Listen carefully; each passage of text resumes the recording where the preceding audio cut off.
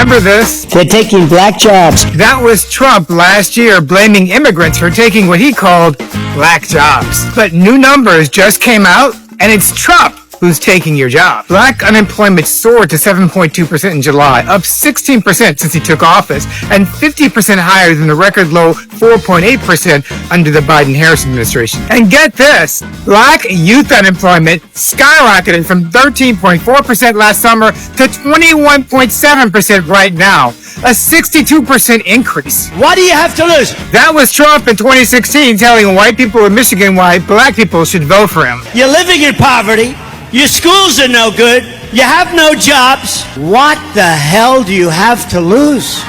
Well, under Trump, we lost 571,000 black jobs, 390,000 this year alone, and we're only halfway through. Just look at the average number of black jobs created per year. Biden ranks number 1, 646,000 per year. Clinton number 2, Obama number 3, and Trump dead last. Republicans love to praise job creators, but Clinton, Obama, and Biden each created more jobs individually than any Republican ever did. Clinton, almost 3 million. Obama, almost 3 million. Biden, 2.6 million in just 4 years. This is the pattern. Democrat Clinton creates jobs, Republican Bush crashes the economy, black people lose jobs. Democrat Obama creates jobs, Republican Trump crashes the economy, black people lose jobs. Democrat Biden creates jobs, Republican Trump comes back, cuts thousands of federal jobs, which disproportionately hurts black workers and black women, slashes healthcare, cuts taxes for the rich, and again, black people lose jobs. They're eating the dogs, the people that came in.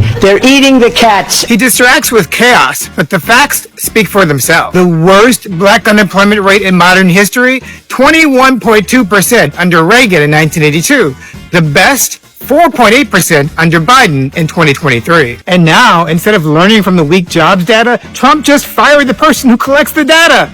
Kill the messenger. Instead of rethinking their failed policies, Republicans blame immigrants. But even after they deported thousands of immigrants this year, black unemployment still got worse. They're taking black jobs. No, Donald, you're taking black jobs. Republicans have been terrible for black workers. And you, Trump, are the worst of the worst.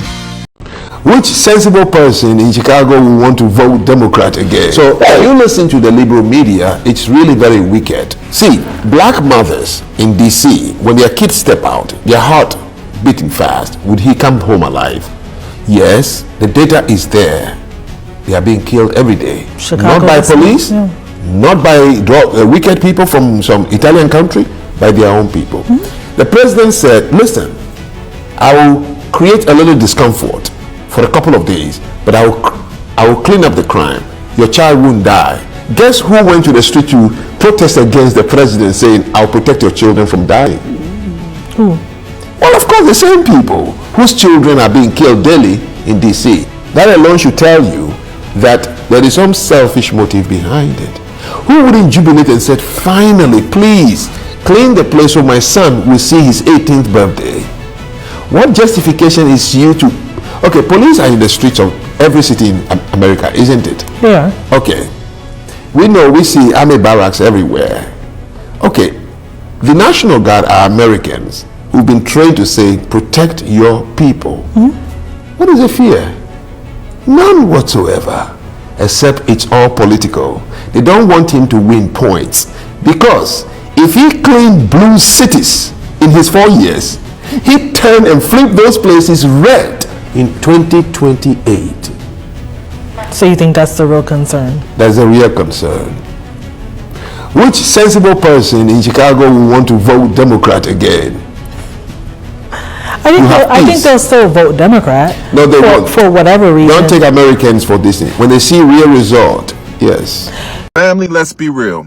Black and brown people in this country are fed the fuck up. Every day under this Trump administration, we're watching the law get violated in broad daylight, while we're just trying to live, raise our kids, or build something for ourselves. We did not ask for this fight, but this regime keeps putting a target on our backs. And it's not just Trump. He stacked the Supreme Court with a bunch of loyalists. The military is following his orders, and people like Pete Hegseth are just giving commands that aren't even lawful. That's not democracy. That's tyranny. And the whole world sees it because Folks are scared. They're packing up. They're leaving America in numbers that we've just never seen before. And if you look at what's happening in our neighborhoods, troops are patrolling the streets like it's a war zone. And when the only thing that we're guilty of is existing while black and brown. So let's be clear. Trump's greed and his obsession with attacking us isn't just dangerous for us. It's dangerous for the whole country. So because if you keep pushing people into a corner, eventually they're going to push back. And when people lose faith in the justice system, when we believe that the courts won't protect us, every state in America, we're slipping into chaos. And that's not a warning. That's a fucking guarantee. Trump can control the soldiers, but he cannot control the spirit of the people. And if the people rise, no army in the world is going to be able to stop them. So this administration needs to understand, you cannot keep sowing division, fear, and hate without consequence. What starts as an attack on black and brown people will end up tearing at the very foundation of this country. And if America falls into an abyss, it won't just swallow us, it's going to swallow everybody. So I'm telling you, stay aware. Stay strong and stay united, because history shows us one thing. Every empire that forgets its people eventually collapses. What I'm about to say will hopefully upset everyone. I have the slightest bit more respect for people who voted for Donald Trump and are now regretting their vote compared to liberals who are insisting that none of this would have happened if Harris would have just won the presidential election. And the reason that I say this is because the Trump voter who now regrets their vote is no longer disillusioned by the grandiosity that is the Trump administration. Whereas the liberal seems to insist that Harris would be the better option, even though we know that she backed, funded, and defended a genocidal state for a year and a half while she was in office. Because now the person who regrets their vote is more willing to fight against the system that is no longer working for us, instead of trying to get back to the status quo like the liberals. So everybody's being mad at Donald Trump for cracking down on the Section 8 fraud and shit like that. And I don't find nothing wrong with it. It seems like every time they get mad about Donald Trump doing shit, it's always basically him taking away something that we were trick bagged out of anyway, like DEI and Section 8 and shit like that. Because what's happening is white people and foreigners are being prioritized for all that fucking shit. So once again, this is another situation where black people shouldn't give a fuck, because we weren't benefiting from that shit for the most part anyway. The fact that you gotta wait 8 years and shit to get a call back, bro, that's a motherfucking problem, right? And I think a creator by the name of Millie, she was exposing that shit, how if you mark down that you are a migrant or didn't have a social security, if you didn't have a social security number, they would push you to the front of the line and you get a call back right away and get the resources right away. So I don't know why y'all always like, I'm not worshiping that man, bro. I'm not worshiping Trump, bro. But if you can peep game, then peep game and stop complaining about shit that you know is wrong. You feel me? We need to have a conversation about what we just saw with Trump at the conference for the National Association of Black Journalists. He's going to say he won. I'm going to show you some clips of what actually happened. And then I'm going to explain how he actually did win. Hi, everyone. I'm Shauna Presley-Vircher, the political fixer, and I'm homesick today. And I was just going to mind my own business and do a little bit of work and watch some Olympics coverage. And then I realized that a lot of my friends were at the conference for the National Association of Black Journalists, NABJ, and that former President Trump was going to be answering some questions there. So I made the mistake of turning it on. Now, if you're not familiar with what's been going on with this, it's been a little bit of a scandal, because when he was invited to participate, there was a debate. On the one hand, this is a group of journalists, and so their job is to provide information. He is someone running for president. So having him as a guest to answer questions and talk about issues facing America is part of their responsibility. On the other hand, they're journalists. Their job is to provide information. He is a liar who spews propaganda, and he's a racist, and he's a convicted felon, and he's a sexual predator. He just also happens to be running for president. So how do you platform and amplify a guy like that? Well, this is the debate, isn't it? So let's take a look at how this started off. Very first question. Mr. President, we so appreciate you giving us an hour of your time. I want to start by addressing the elephant in the room, sir. A lot of people did not think it was appropriate for you to be here today. You have pushed false claims about some of your rivals, from Nikki Haley to former President Barack Obama, saying that they were not born in the United States, which is not true. You have told 4 congresswomen of color who were American citizens to go back to where they came from. You have used words like animal and rabid to describe black district attorneys. Now that you are asking black supporters to vote for you, why should black voters trust you after you have used language like that? Well, first of all, I don't think I've ever been asked a question in such a horrible manner. First question. You don't even say, hello, how are you? Are you with ABC? Because I think they're a fake news network. Okay, so it's clear that he does not care for, nor is he going to respect, the first woman who asked him questions. Maybe he'll get it back on track and show some respect to the audience overall and the organization who invited him there. Especially when you're 35 minutes late because you couldn't get your equipment to work in such a hostile manner, I think it's a disgrace. Okay, pivot. Talk about issues. Clean up some of the inflammatory rhetoric that you've used in the past. Let's at least use this as an opportunity to build some bridges. From the border are millions and millions of people that happen to be taking black jobs. You had the best. What exactly is a black job, sir? A black job is anybody that has a job. Wow. Holy racism, Batman. At least we've gotten that out of his system, and it cannot get any worse. And she was always of Indian heritage, and she was only promoting Indian heritage. I didn't know she was black until a number of years ago when she happened to turn black, and now she wants to be known as black because she was Indian all the way, and then all of a sudden she made a turn and she became a black person. Just to be What am I watching? Okay, can we talk about any issues? Like, let's just get one question in. What about Project 2025, which is really important to a lot of us? Project 2025. I think we have to leave it there by the Trump team. All right. So leave it. That is the last word. Thank you so much, Mr. Trump, for coming today and joining us. Okay, so by all accounts, a dumpster fire. Just absolutely awful. But yet he's going to say he won.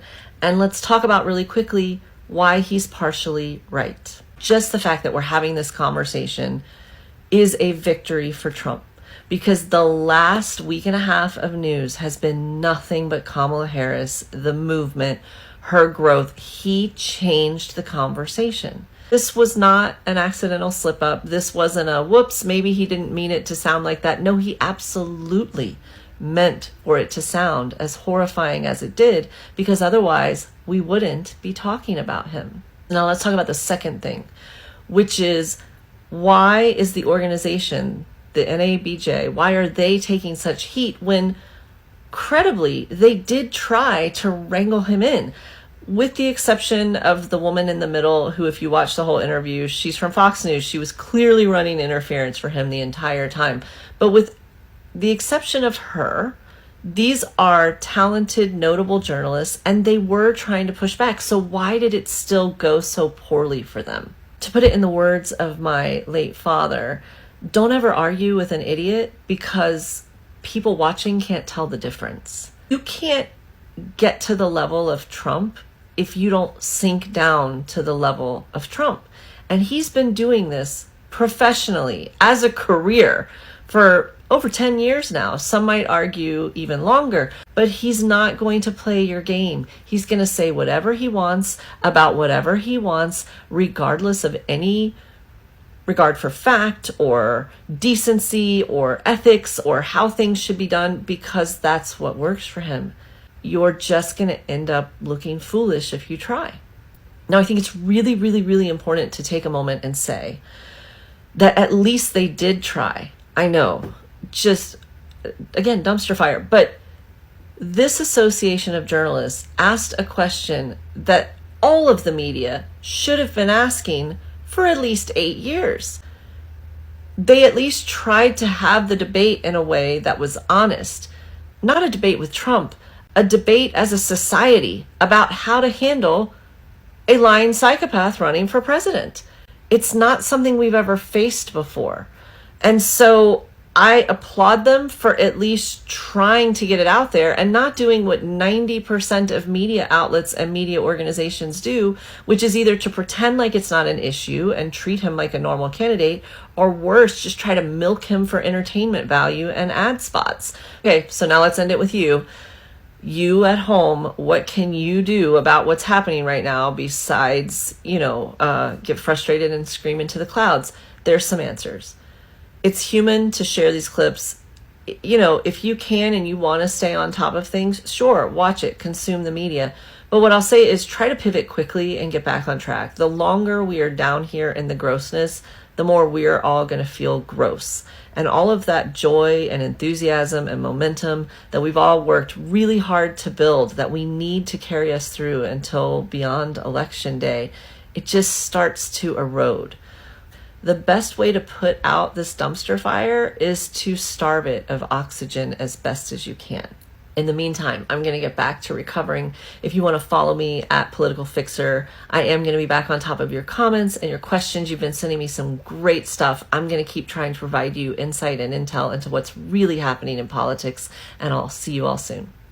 Okay, since no one's going to say it, I'm going to say it. Let's just call it what it is. This Trump administration isn't some showcase of brilliance or strategy or moral authority. It is a showcase of white mediocrity. Broadcast for the entire world to see. If you think about it, they scream about being the greatest. They scream about being the smartest, the most patriotic. But when the spotlight hits them, what do we see? Corruption, incompetence, lies stacked on top of lies. A government so insecure it has to redraw maps, it has to silence voters, it has to attack its own citizens just to hold on to power.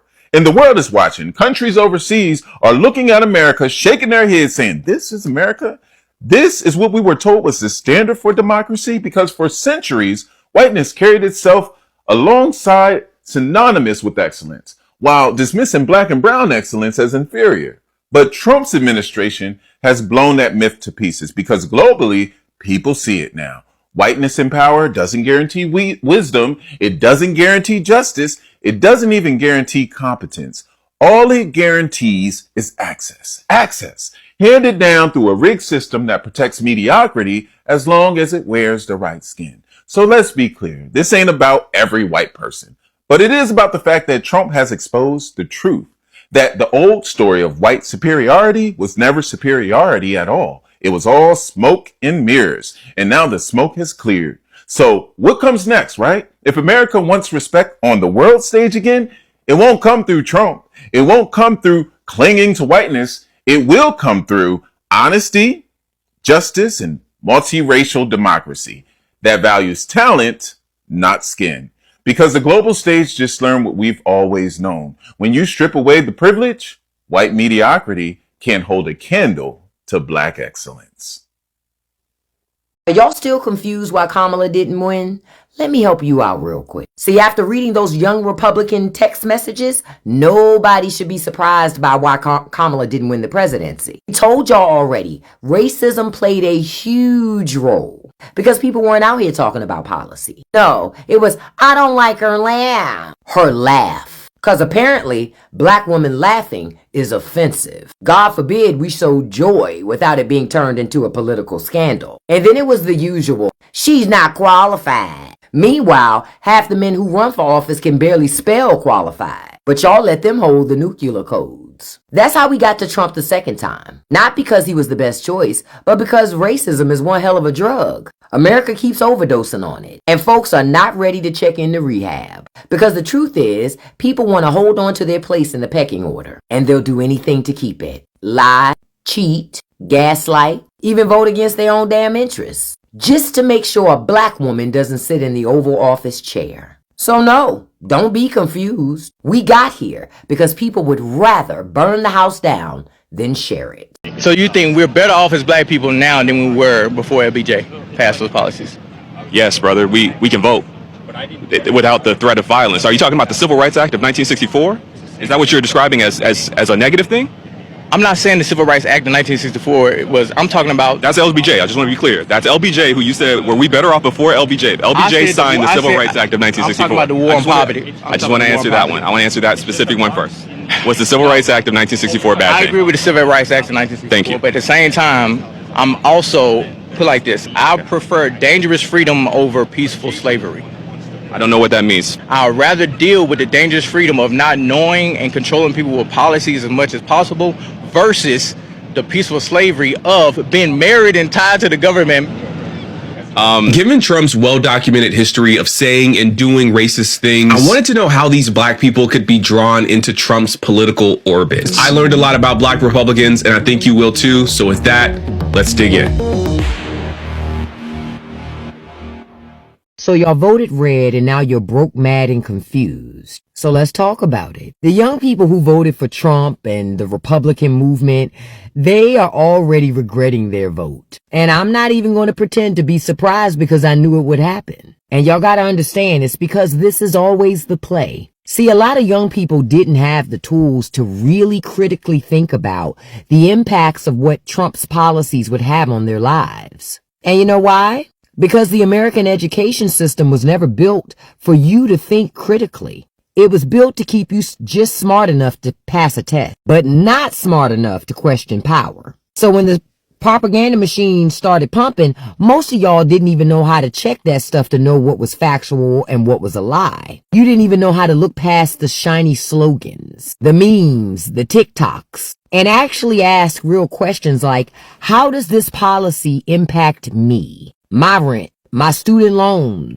my future. And now here you are, under this Trump-led regime, finding out the hard way that Republicans do not have your back. That same party that you thought was about freedom is deciding the books you can read now, what rights you have, and whether you can even afford to survive. And look, I get it. When you're young, it feels like political policies and government and all that stuff, it feels like it's just background noise. You think it's something for old people to just argue about, but you see, it is not just noise. It's your life, boo. And if you don't take this seriously, the folks who do take this seriously, you know that older generation that's been controlling everything forever, they gonna keep stacking the deck against you. So now my question is, now that you are living under the policies that you voted for, are you ready to wake up yet?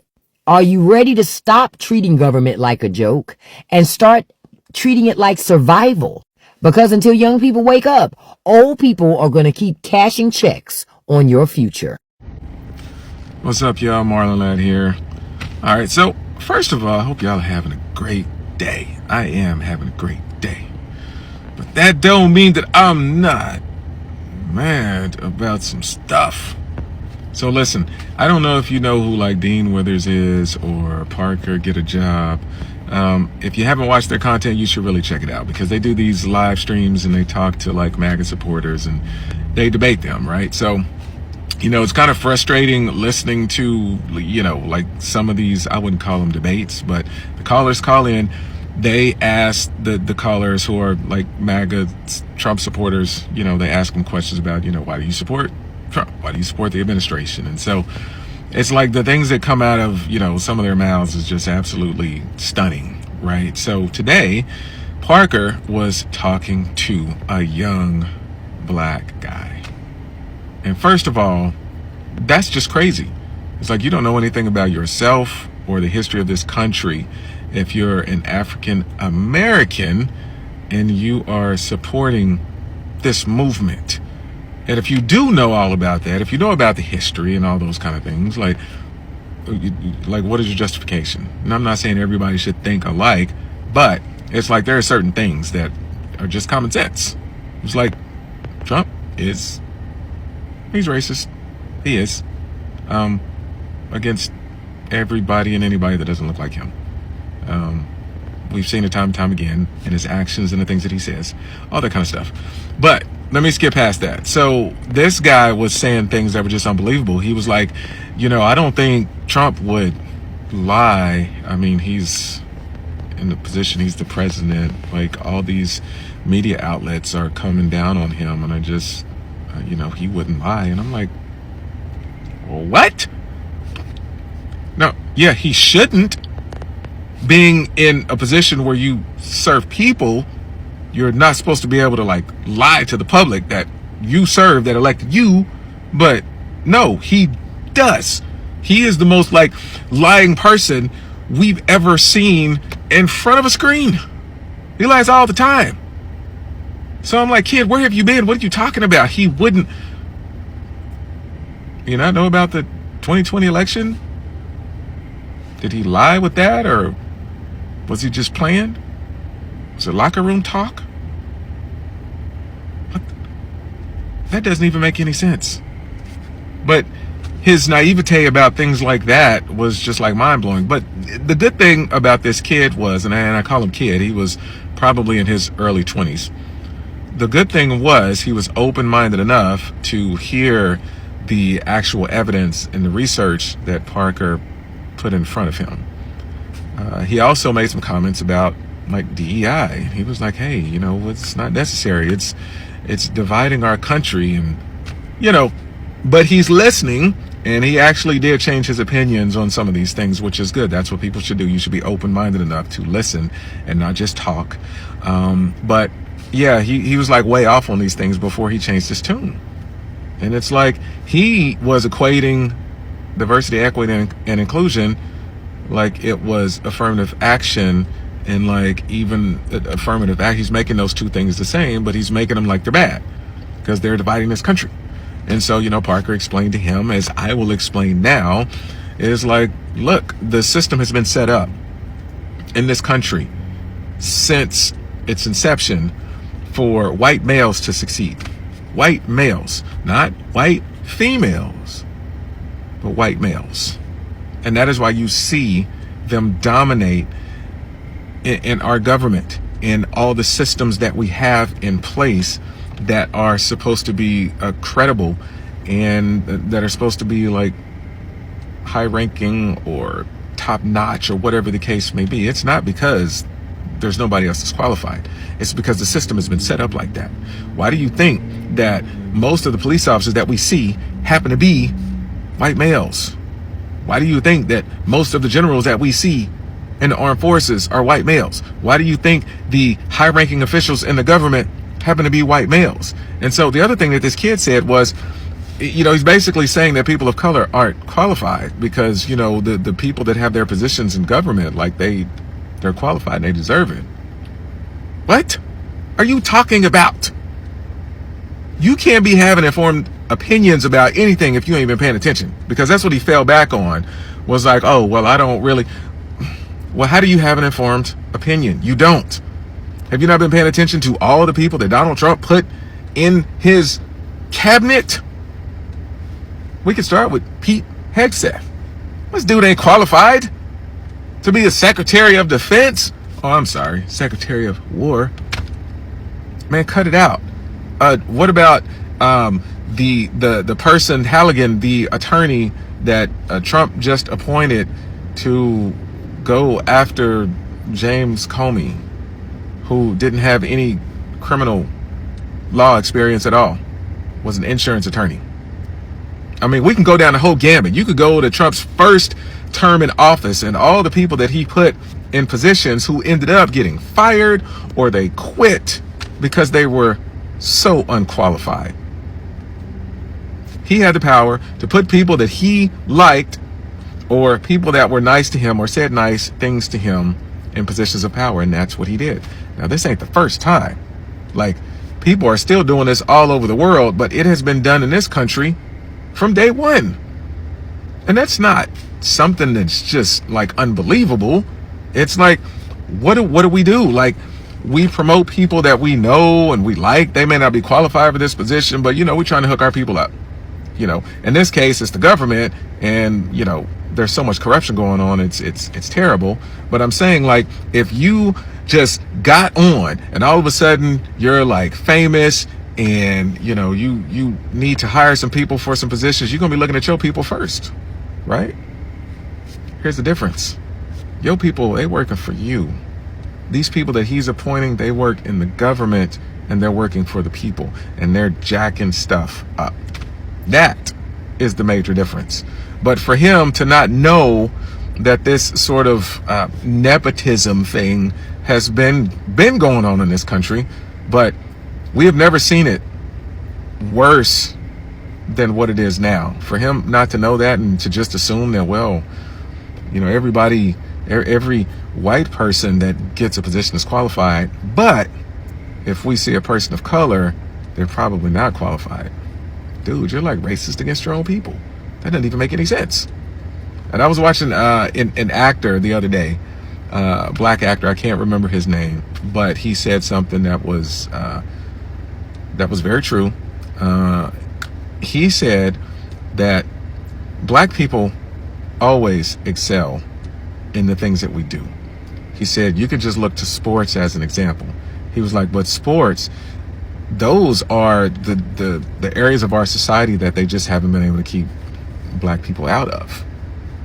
But he said you can use that as an example, and you can see that when we got involved in sports, we immediately started to excel.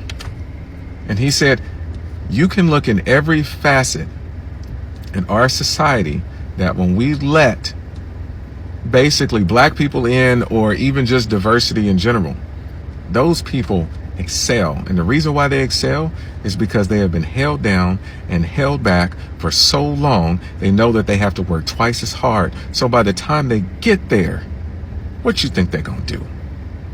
That's just like you playing football, you the receiver, and you know what, this guy been holding on to you, he been cheating the whole time, and you trying to score a touchdown. When you finally score that touchdown, what you gonna do? You gonna dance in the end zone, right? So it's like, by the time we do get there, like, you best believe we're more than ready, more than capable. Like, we actually had to earn that more than the person that's in front of us, right? So anyway, this was a conversation that ended up going very well. Like I said, this young kid was listening, and by the end of it, he did change his tune. So kudos to him. I wish more people would actually listen, and once they're presented with evidence, would look at said evidence and then use their critical thinking skills and decide, you know what, this is not right and this needs to change. All right, until next time, I'm Marlon Ladd. I'm holla.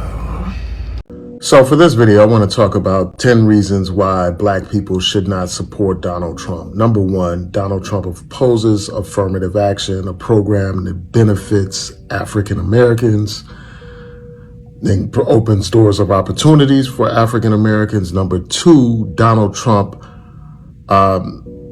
joked about police brutality and tried to reverse policies designed to address the problem of police brutality in police departments around the country. Number three, Donald Trump supported voter suppression of black voters in places like Michigan and Georgia. Number four, Donald Trump panders to white supremacists. You know, he referred to those white supremacists in Charlottesville, Virginia as some very fine people.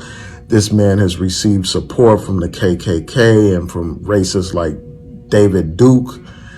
And instead of condemning David Duke, you know, this man tap danced around that issue when asked to address it.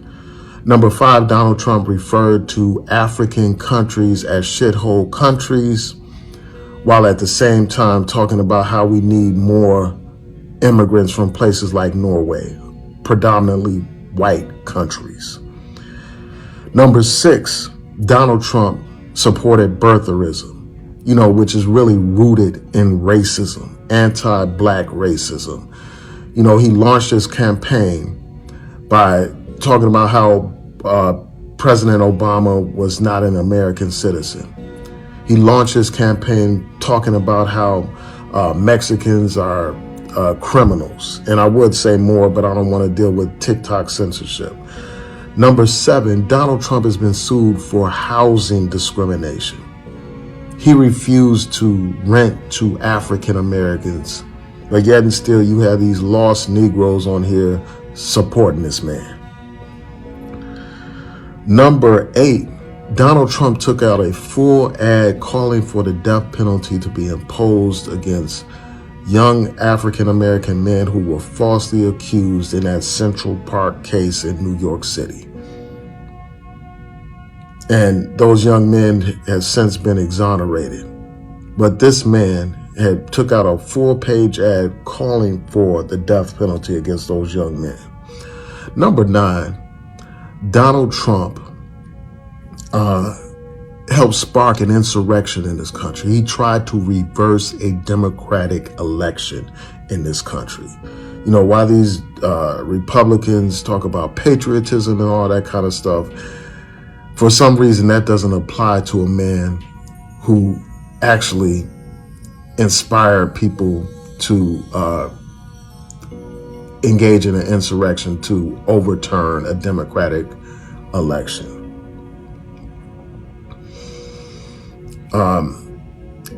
And that brings me to another point. Number 10, you know, Donald Trump faces multiple cases against him. You know, he has criminal matters pending against him. He has civil cases pending against him. If this man were anybody else, there's no way in hell he would be a serious contender for president of the United States. And this is the last point that I would like to make. For those who are, for those people who are, you know, white Republicans, and they're all about, you know, supporting the military and all about patriotism. Donald Trump has made many disrespectful comments about men and women who serve in the armed forces. Peace. We're going to talk about Black Maga reality, which whereby we will be talking, or we will be actually discussing the controversial experience of Black Americans who supported MAGA movement. So we all know that a minority of Black people supported this particular movement, and that is probably because of economic interests, conservative values, or disillusionment in the Democratic Party. You all remember that the flag bearer of Democratic Party, Biden, became sick. He's actually still sick up to today. And then it brought a lot of confusion because, you know, most people had banked on him. Sometimes you could see Democrat supporters are receiving harsh criticism and isolation within the Black community. So some of these things made them to join the MAGA movement, which is not bad. It's okay. But it's only that in today's video, I want us to talk about what they have been, the challenges they have been going through, the reality check in short. So what this movement has done is to probably raise tensions between personal beliefs and community identity, highlighting debates around race, freedom, loyalty, and what greatness means in America. On the other side of media, it has most of the time portrayed Black MAGA figures as either courageous, truth tellers, or political tokens, depending on, you know, their view. But if you look at things at the moment, since it's only the few Black community supported MAGA movement, and the fact that so many people are complaining, the farmers are complaining, crying, there's been mass job losses, by the way. And if you look at the percentage or the graph of Black community losing jobs since Trump came in, it has been the largest ever. Actually, for Donald Trump, it has like gone down the graph, and it's a red, meaning that, you know, being in the red zone means that a lot of people have been laid off. So when Trump was actually campaigning, he said that, you know what, guys, it's the immigrants who are taking off your jobs. And then he comes in, and the Black people think that, the Black MAGA supporters think that these jobs will come back. Actually, do you know that most people that voted for Trump, they knew that all illegal immigrants are going to be chased, and the jobs that will be left vacant by them will be taken up, and the employment rate will go high.